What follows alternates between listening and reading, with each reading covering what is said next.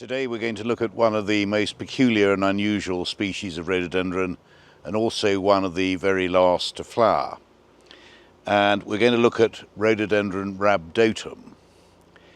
Rhabdotum is, in classification terms, from the Medenia group or subseries of rhododendrons, all of which are late flowering, and possibly the best known one is Rhododendron lindleyi, which has a pure white flower.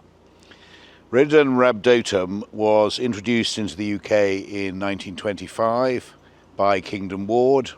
It's very short-lived, but it has this quite extraordinary flower which has these 5 pink or red stripes down the sides of the corolla on the flower, and quite an impressive scent as well.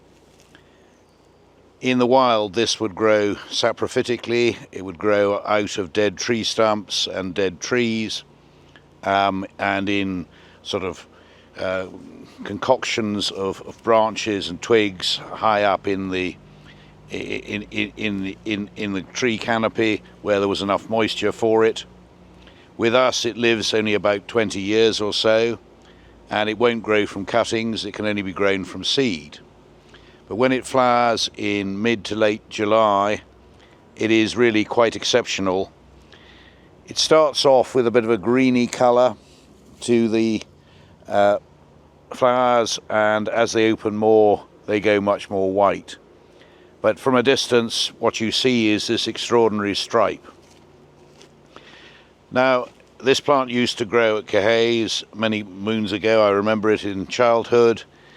Those plants long since died out, and we must have, I think, grown this plant from seed. When we planted it here this spring, fresh out of the nursery bed, I had no idea that it was actually Rhododendron rhabdotum, because I thought rhabdotum had ceased to exist in the garden here. But here it is in all its glory. We have got to capture the seed from this and grow them to make sure this extraordinary species of rhododendron persists in the garden. Elsewhere in the country, you'd probably only grow it in a conservatory, but if you did, what a wow it is in July.